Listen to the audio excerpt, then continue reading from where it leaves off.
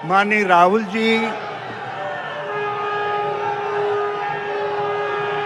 मंचासीन हमारी महान सैन्य परंपरा के सभी प्रतीक पुरुष, मंचासीन कांग्रेस का सारा शीर्ष नेतृत्व, बहनों और भाइयों, मैं आप सबको प्रणाम करते हुए आप सबकी तरफ से उत्तराखंड के गांव-गांव में आज राहुल जी की इस रैली पर टकटकी लगाकर देखने के लिए बैठे हुए सभी भाई बहनों की तरफ से राहुल जी आपका बहुत बहुत बहुत स्वागत करता हूं। हम अभिभूत हैं, आप हमारी महान सैन्य परंपरा को एक महान ऐतिहासिक दिन के मौके पर प्रणाम करने और उसका अभिवादन करने के लिए यहाँ पधारे। एक अजीब रिश्ता है आपके बीच में और बलिदानी लोगों के बीच में। 1971 की लड़ाई में हमारे 250 से ज़्यादा वीर सैनिक शहीद हुए, सैकड़ों घायल हुए, वीरता का नया इतिहास बना। आज उस इतिहास के उन पन्नों में हमारी वीरता की परंपरा की गाथा को लिए हुए महावीर दीवान सिंह दानू के बेटे भतीजे भी यहाँ पर आए हैं, जो पहले महावीर चक्र थे। तो दूसरी तरफ अभी एक नौजवान ऑफिसर चित्रेश बिष्ट शहीद हुए थे, जिनके घर आप सांत्वना देने पहुंचे थे। उनके पूज्य पिता भी इस मंच पर आसीन हैं। हमारी बलिदानी परंपरा यहाँ पर आसीन है। वो आपसे कहने के लिए आई है कि हम आपके बलिदान के रिश्ते को समझते हैं।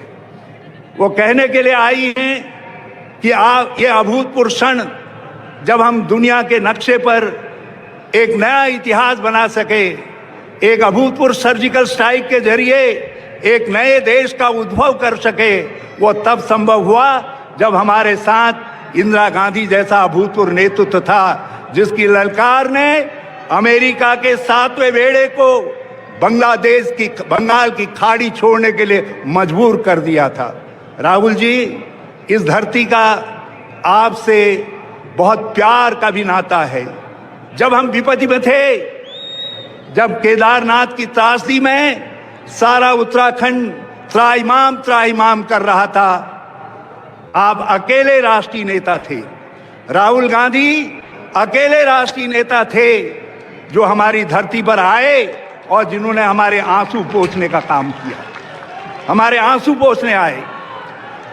जब मैं यहाँ मुख्यमंत्री बनकर के आ रहा था, राहुल जी ने मुझसे कहा, केवल एक दायित्व सौंप रहा हूं कि केदारनाथ की त्रासदी के दाग घाव मिटने चाहिए, पुनर्वास होना चाहिए, पूर्ण पुनर्निर्माण होना चाहिए। राहुल जी, आज तो लोग हमारी बनाई गुफाओं में योग करने भी आ रहे हैं। वो तभी आ पा रहे हैं जब आपकी सरकार ने 2015-16 में वो अभूतपूर्व काम करके दिखाया कि आज एक भी शिकायतकर्ता नहीं मिलता कि केदारनाथ त्रासदी में हमारी उपेक्षा हुई, हमको लाभ नहीं पहुंचा।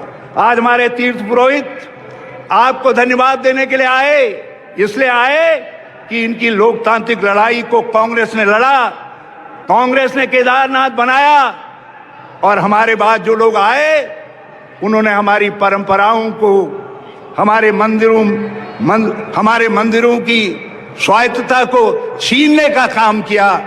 और एक अभूतपूर्व लोकतांत्रिक लड़ाई जिस तरीके से आपके नेतृत्व में किसानों ने लड़ी और जीती, उसी तरीके से देवस्थानम बोर्ड के खिलाफ भी इस उत्तराखंड की धरती में एक अभूतपूर्व लोकतांत्रिक लड़ाई लड़ी गई। और हम कांग्रेस के लोग अपने तीर्थ पुरोहितों के साथ उस लड़ाई को जीतने में सफल हुए हैं। आज वो आपको धन्यवाद देते हैं। सब लोग सब धन्यवाद देने के लिए आए। राहुल जी, आपने उस समय हमको सहारा दिया जब हमारी अर्थव्यवस्था लड़खड़ा रही थी, पर्यटन नहीं चल पा रहा था, 4 धाम यात्रा को एक स्टार्टअप की जरूरत थी, आप पैदल चल करके केदारनाथ गए। आपने भोले से क्या मांगा ये तो आप और भोले जाने, मगर हमको सब कुछ मिल गया। और उसके बाद एक टर्न अराउंड शुरू हुआ, हमारी लस्त पस्त बढ़ी हुई अर्थव्यवस्था फिर से पुनर्जागृत हो गई, पर्यटन फिर से चल पड़ा और उत्तराखंड आर्थिक रूप से उठ करके खड़ा हो गया। राहुल जी, आज हम आपसे कहना चाहते हैं कि आप हमारी प्रेरणा बनकर इस संघर्ष में हमारे साथ आए हैं। आप हमारे सेनापति हैं इस लड़ाई के, आप लोकतांत्रिक लड़ाई के सेनापति हैं। देश के अंदर कोई ऐसा दूसरा नेता नहीं है जो सत्ता की आंखों में आंखें डालकर उनको ललकारने का काम कर रहा हो। ये काम राहुल गांधी जी आप कर रहे हैं। हम वीरता के पुत्र हैं और हम आपकी इस सूरवीरता को, आपकी राजनीतिक शक्ति को प्रणाम करते हैं। एक बार मैं आप सबसे प्रार्थना करता हूं, जरा हाथ उठा करके, ताली बजा करके राहुल जी की इस लोकतांत्रिक प्रतिपक्ष के नेता के रूप में जो अभूतपूर्व शक्ति वो भारत के लोकतंत्र को देने की काम कर रहे हैं। आज लोकतंत्र बचाने की लड़ाई में आप सबसे अग्रगणी सैनिक हैं और ये सैनिक धरती का उत्तराखंड आपको आपकी इस लड़ाई में बहुत बहुत आशीर्वाद, बहुत बहुत शुभकामनाएं देने का काम करता है। राहुल जी, हमारा वादा है आपसे, हम सब लोग एकजुट होकर, सारे कांग्रेस जन, ये तो केवल अपने साथियों के नेतृत्व के प्रतीक के रूप में यहाँ पर आए हैं और मैं जान लूं तुम लोग बहुत कष्ट उठेबे, बहुत आप सब दूर दूर बटेगे अपन पैंस खर्च कचबे, कष्ट उठेबे यक आया था। मैं आप सबको हृदय की गहराई से बहुत बहुत धन्यवाद देता हूं और मैं आप सबसे राहुल जी की उपस्थिति में पूरे कांग्रेस का वादा दोहराना चाहता हूं। हम उत्तराखंड को एक बेरोजगारी मुक्त उत्तराखंड के रूप में बढ़ाएंगे। हम किसानों के, हमारे दूर हरिद्वार के लोग आए हैं, किसान भाई आए हैं, उधम सिंह नगर से आए हैं, मैं उनसे कहना चाहता हूं कांग्रेस आएगी, आपके बोझ को घटाएगी। मैं अपनी बहनों से कहना चाहता हूं महंगाई के बोझ से आपकी रसोई करा रही है, हम आपके महंगाई के बोझ को भी बांटने का काम करेंगे। मैं राहुल जी आपसे बहुत विनम्रता से कहना चाहता हूं 2016 में हमारी सरकार देश की पहली ऐसी सरकार थी जिस सरकार ने सैनिकों के कल्याण के लिए, अपने सैनिकों की भलाई के लिए, पूर्व सैनिकों की भलाई के लिए, सेवारत सैनिकों के परिवारों की सुरक्षा के लिए कई ऐसे उपाय किए थे जिनकी सर्वत्र सराहना हुई थी। हम फिर से अपनी उस परंपरा को आगे बढ़ाने का काम करेंगे।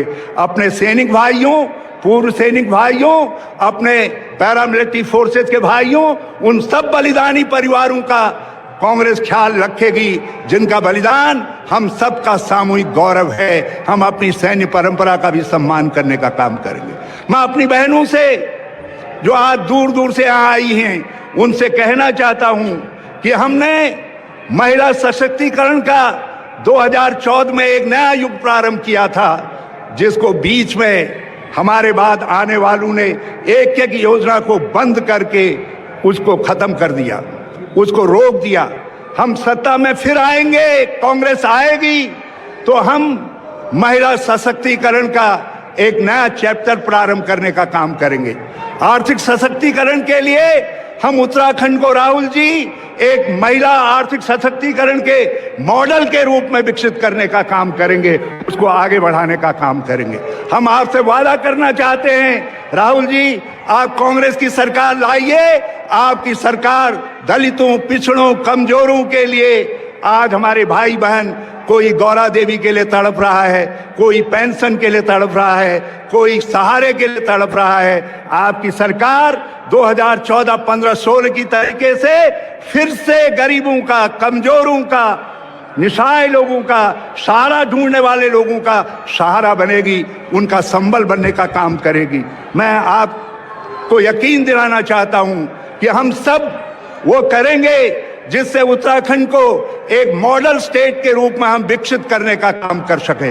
एक ऐसे स्वावलंबी राज्य के रूप में हम छोटे से इस राज्य को विकसित करेंगे जो अपनी उत्तराखंडियत पर गर्व करेगा, जो अपने राज्य आंदोलन की उन परंपराओं को मडवा झुमरा खाएंगे, उत्तराखंड को बनाएंगे कि परंपरा को कायम रखते हुए जो पलायन गांव से हो रहा है खेलने के लिए सकारात्मक कार्य योजना को आगे बढ़ाने का काम करेगा। मैं आपका फिर से सारे कांग्रेस परिवार की तरफ से, सभी नेतागणों की तरफ से, सारे उत्तराखंड के जनमानस की तरफ से, आप अकेले कांग्रेस की धरोहर नहीं है राहुल जी, आप इस देश की धरोहर हैं। अब तो आप हमारी संवैधानिक परंपराओं की धरोहर हैं। अब तो आप भारत के लोकतंत्र की धरोहर हैं, संसदीय लोकतंत्र की धरोहर हैं। और हम सब करतल ध्वनि से ताली बजा करके दूर दूर तक, जहां जहां तक आप हैं, ताली बजा करके राहुल गांधी जी का अभिवादन करें। जय हिंद, जय भारत, जय उत्तराखंड, जय उत्तराखंडियत। मुक्त समाज के स्वप्न दृष्टा आदरणीय राहुल गांधी जी को मैं आमंत्रित करता हूं कि आप आएं और हम सबको संबोधित करने का कष्ट करेंगे।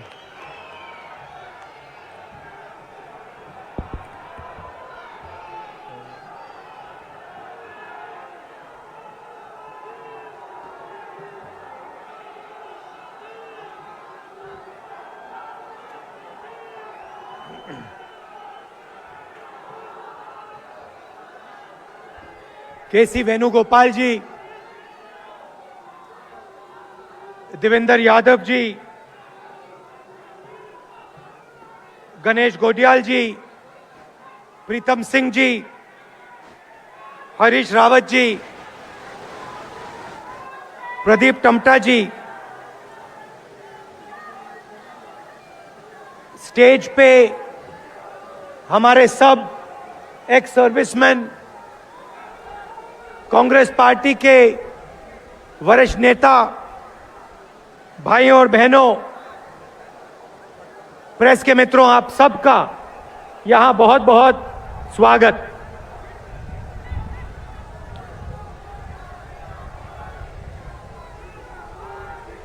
कुछ दिन पहले हेलीकॉप्टर में रावत जी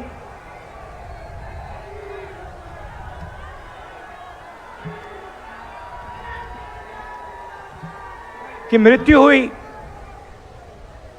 उनकी पत्नी और आर्मी के बाकी लोगों की मृत्यु हुई, उनकी आज हम याद करते हैं। जब मैं यहां आ रहा था, मैं सोच रहा था कि उत्तराखंड के साथ मेरा क्या रिश्ता है, और याद आया कि जब मैं छोटा था, डून स्कूल में पढ़ा करता था, आपके साथ 2-3 साल रहा और आपने उस समय मुझे बहुत प्यार दिया। फिर सोचा और एक और बात याद आई, और शायद ये मेरे परिवार का और उत्तराखंड का रिश्ता है। मुझे वो दिन याद आया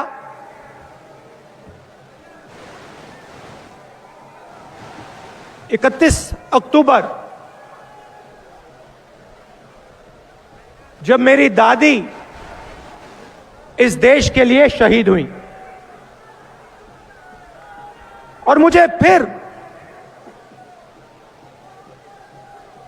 21 में याद आया जिस दिन मेरे पिता इस देश के लिए शहीद हुए। कुर्बानी का रिश्ता है मेरा और आपका। जो कुर्बानी उत्तराखंड के हजारों परिवारों ने दी है, वो ही कुर्बानी मेरे परिवार ने दी है। और जो यहां लोग खड़े हैं जिन्होंने अपना खून खोया है, अपना खून दिया है, वो इस रिश्ते को बहुत अच्छी तरह समझेंगे। मगर और जो सेना में है, एयरफोर्स में, नेवी में, उन परिवारों को यह बात बहुत गहराई से समझ आएगी। पिता को खोना,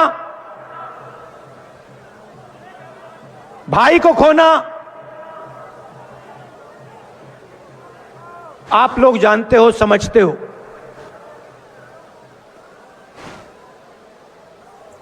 मगर जिस परिवार ने ऐसी कुर्बानी नहीं दी,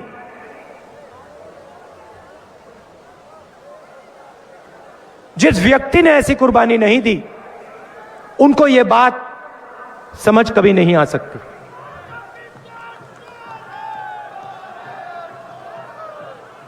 ये आपने देश को दिया है। आप कहते हो, कभी कभी मैं यहां आता हूं, आप कहते हो कि हमारे लोग बॉर्डर पे खड़े होते हैं, हमारे लोग सेना में, एयरफोर्स में, नेवी में। आपको दूसरे तरीके से बोलना चाहिए। आपको यह बोलना चाहिए कि उत्तराखंड ने हिंदुस्तान को सबसे ज्यादा अपना खून दिया है और देता रहेगा।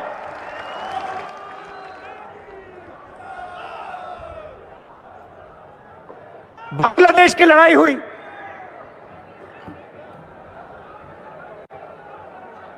तेरह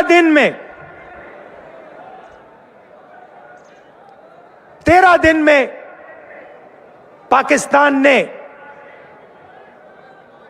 अपना सिर झुका दिया। आमतौर से युद्ध 6 महीने, 1 साल, 2-3 साल चलता है। अमेरिका ने अफगानिस्तान को हराने के लिए 20 साल लगा दिए।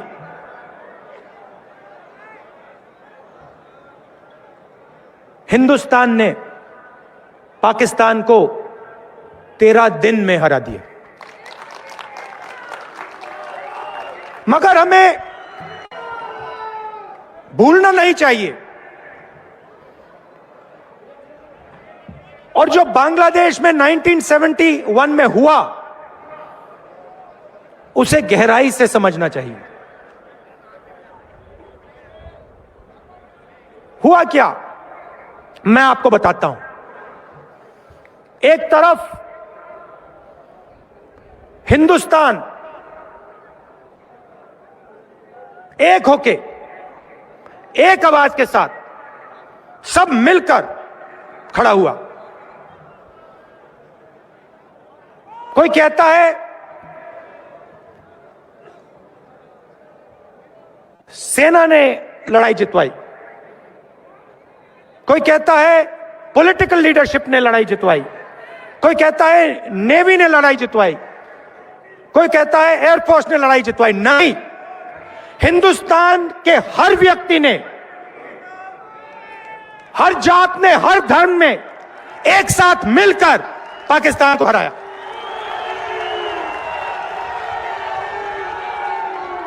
लाखों परिवारों ने अपने घर से सोना हिंदुस्तान की सरकार को दिया।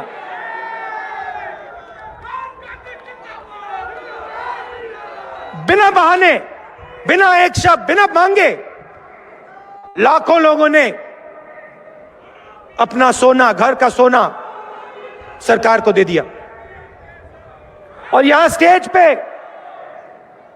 हमारी लीडरशिप बैठी है।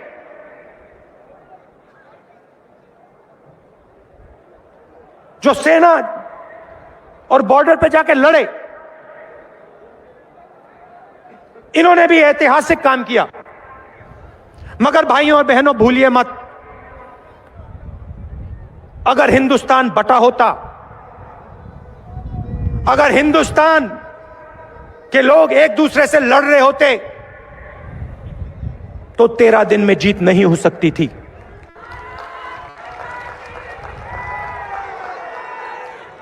दूसरी बात, 13 दिन में जीत क्यों हुई? क्योंकि भाई और बहनों, पाकिस्तान बटा हुआ था। पाकिस्तान के अंदर लड़ाई थी। ईस्ट पाकिस्तान और वेस्ट पाकिस्तान के अंदर लड़ाई थी। पाकिस्तान कमजोर था। यह सबसे जरूरी लेसन है।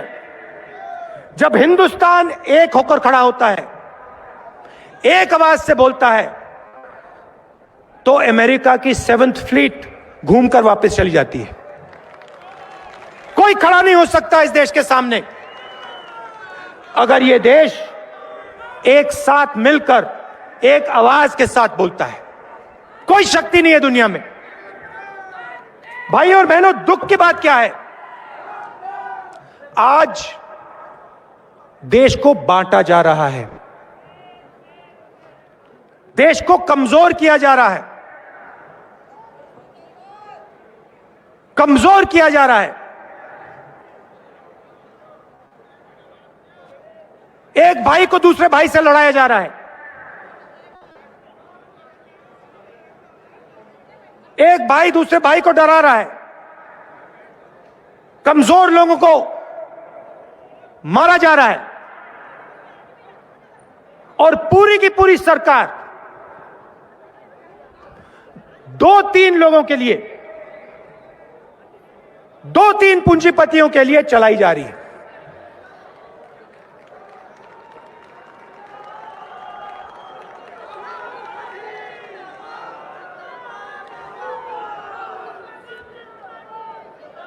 तीन बिल, काले कानून,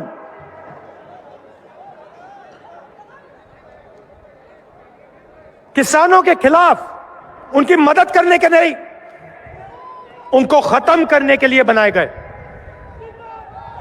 पूरे देश के किसान खड़े हुए, एक साथ खड़े हुए, पीछे नहीं हटे। देखिए क्या शक्ति है उनमें, डरे नहीं, पीछे नहीं हटे। एक साल बाद प्रधानमंत्री कहते हैं, हाथ जोड़ के कहते हैं,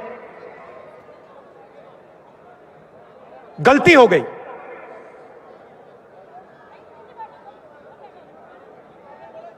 माफी मांगता हूं। और फिर माफी मांगने के बाद जो 700 किसान शहीद हुए, उनके बारे में बीजेपी के लोग पार्लियामेंट में कहते हैं कि कोई शहीद नहीं हुआ,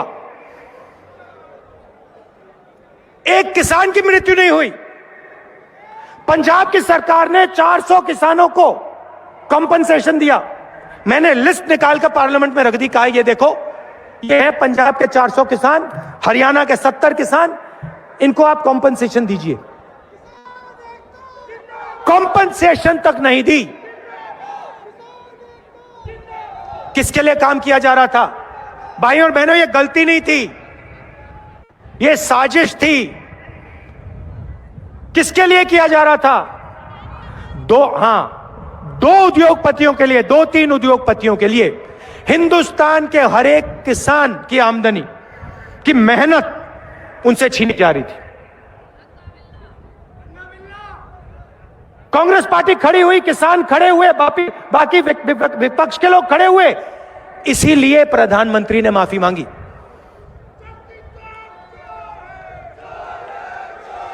अब सुनिए, ठहरिए,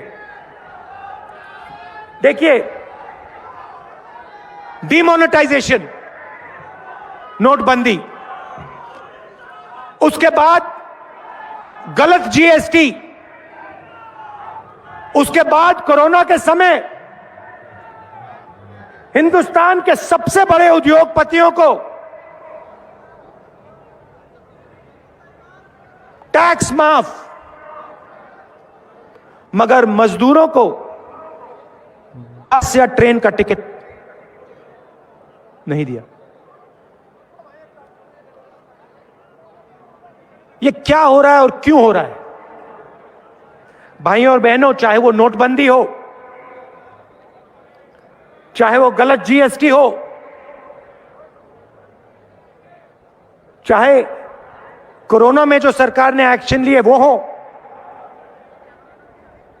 ये तीनों काम हिंदुस्तान के जो छोटे बिजनेस वाले हैं, मिडिल साइज बिजनेस वाले हैं, किसान हैं, मजदूर हैं, इन पर हिंदुस्तान के सबसे बड़े 2-3 पूंजीपति का आक्रमण है।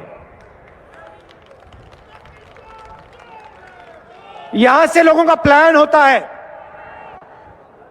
क्योंकि उत्तराखंड में आपको रोजगार नहीं मिलता। क्यों नहीं मिलता, यह सवाल आपको पूछना है। इसका कारण यह है कि जो आपको रोजगार दे सकते हैं, छोटे बिजनेस वाले, मिडिल साइज बिजनेस वाले, दुकानदार, उनको नरेंद्र मोदी जी की सरकार ने, बीजेपी की सरकार ने नष्ट कर दिया है, खत्म कर दिया है। नोटबंदी, जीएसटी, ये हथियार हैं भाई और बहनों, ये पूंजीपति के हथियार हैं। नरेंद्र मोदी जी इंप्लीमेंटर हैं, वो उनका है। और आप देख लेना, जब तक दिल्ली से बीजेपी की सरकार नहीं हटेगी, तब तक इस देश में युवाओं को रोजगार नहीं मिल सकता, चाहे कुछ भी हो जाए। पेट्रोल डीजल का दाम बढ़ता जाएगा, छोटे दुकानदार, मिडिल साइज और स्मॉल साइज बिजनेसेस बंद होते जाएंगे। एयरपोर्ट, पोर्ट्स, इंफ्रास्ट्रक्चर, सड़कें, माइंस, सब का सब उन्हीं 3-4 लोगों के हाथ में जाता जाएगा। और आप लिख के ले लो, यह देश अपने युवाओं को रोजगार नहीं दे पाएगा। तो एक तरफ आप देश को बांटते हो, और दूसरी तरफ जो देश की आर्थिक शक्ति है,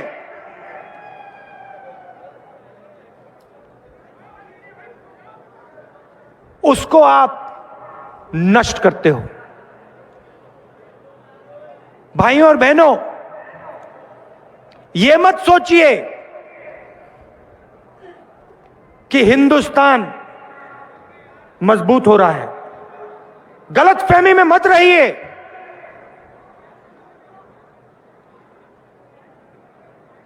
हेलीकॉप्टर, हवाई जहाज, तोप से देश मजबूत नहीं होता।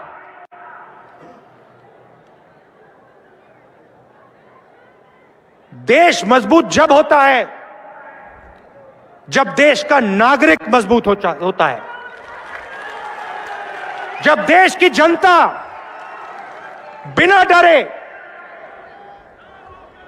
बिना झिझके, बिना घबराए काम कर सकती है, जब देश की आवाज देश में चारों तरफ आसानी से बिना डरे बोल सकती है, तब देश मजबूत होता है। भाइयों और बहनों, बांग्लादेश लड़ाई के समय देश मजबूत था, हमारे इंस्टीट्यूशंस मजबूत थे,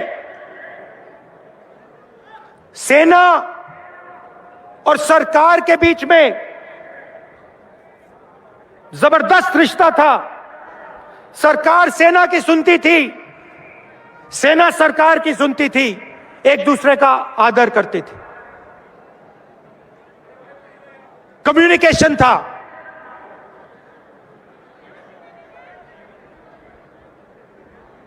हिंदुस्तान की अर्थव्यवस्था मजबूत थी, इसीलिए पाकिस्तान को 13 दिन में हराया।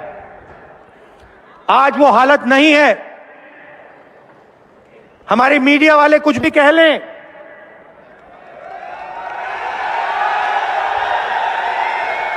राफेल हवाई जहाज के जितनी भी फोटो दिखा दें, भाई और बहनों, हवाई जहाजों से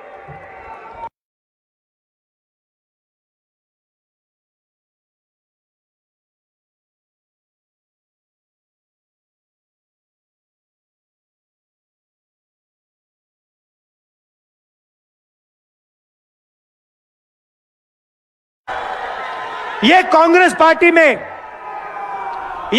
पार्टी में और बीजेपी में फर्क है।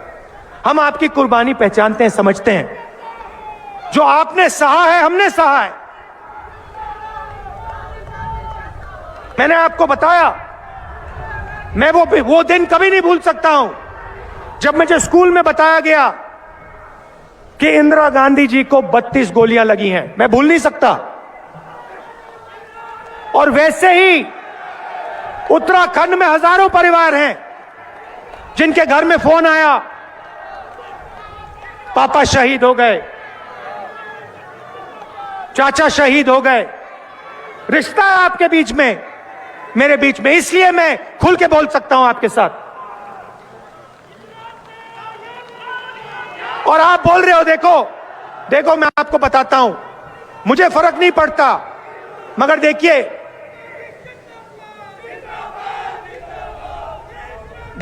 आपने इंदिरा जी का नाम लिया। आज फंक्शन हुआ है, बांग्लादेश लड़ाई का फंक्शन हुआ है दिल्ली में, उसमें इंदिरा गांधी का नाम तक नहीं है।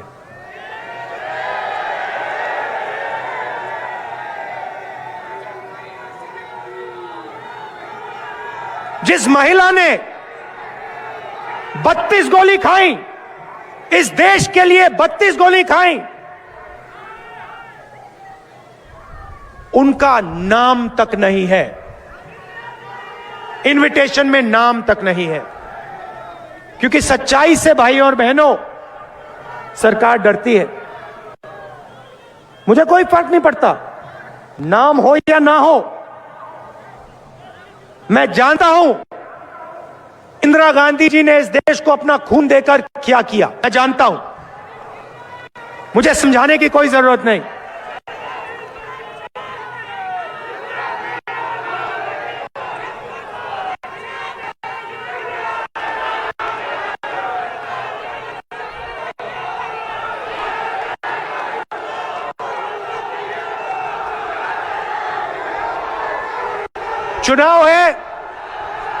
चुनाव है, मैं आपको 2-3 चीजें कहना चाहता हूं। आपके सामने सबसे बड़ी समस्या बेरोजगारी की है। आपके लोग यहां से पलायन करते हैं, बाकी प्रदेशों में जाते हैं। और आपकी दूसरी मुश्किल, दूसरी कठिनाई, महंगाई।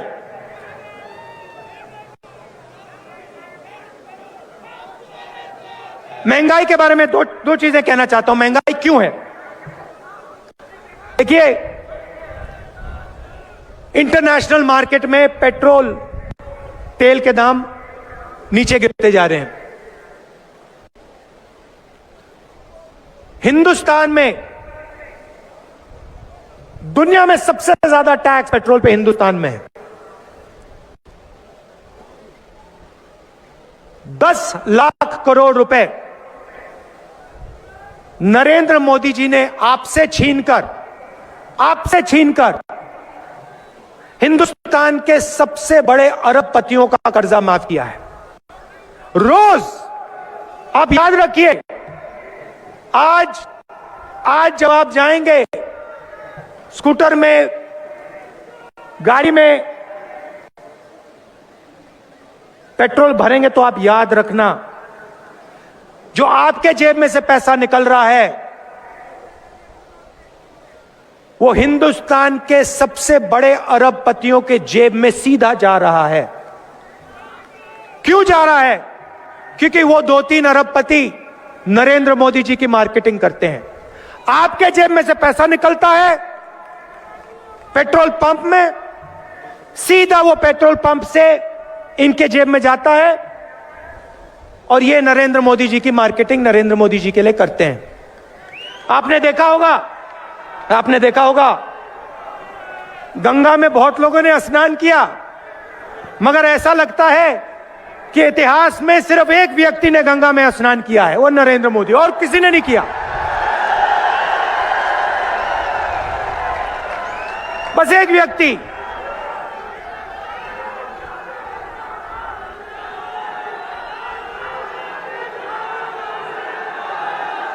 और कोई गंगा में स्नान नहीं करता। वहां पे भैया योगी जी को परमिशन नहीं दी, बाकी को छोड़ो। राजनाथ सिंह जी, योगी ना, आप लोग परे हो जाओ, इस साइड खड़े हो जाओ। नरेंद्र मोदी जी स्वयं एक ही हिंदुस्तानी है जो गंगा में स्नान कर सकता है। चलिए, रोजगार उत्तराखंड में जब आएगा, जब छोटे और मिडिल साइज बिजनेस वालों की मदद होगी, रोजगार जब आएगा, जब किसानों की रक्षा होगी और किसानों को नई टेक्नोलॉजी का फायदा दिया जाएगा। 2-3 पूंजीपति को पूरा का पूरा धन देने से उत्तराखंड आगे नहीं जा सकता। और मैं आपको गारंटी देता हूं कि जब यहां कांग्रेस पार्टी की सरकार आएगी, किसानों की रक्षा होगी, उनकी पूरी मदद होगी। कानून बनाए जाएंगे तो उनके लिए बनाए जाएंगे, 2-3 पूंजीपति के लिए नहीं बनाए जाएंगे। और जो हमारे युवा हैं, जो स्मॉल एंड मीडियम बिजनेस वाले हैं, जो दुकानदार हैं, उनको सरकार पूरी सहायता देगी। और एक बार फिर आपके इस प्रदेश में रोजगार पैदा होना शुरू होगा। आप सब आए, दूर दूर से आए, इतने प्यार से आपने मेरी बात सुनी, इसके लिए मैं आपको दिल से धन्यवाद करता हूं। नमस्कार, जय हिंद।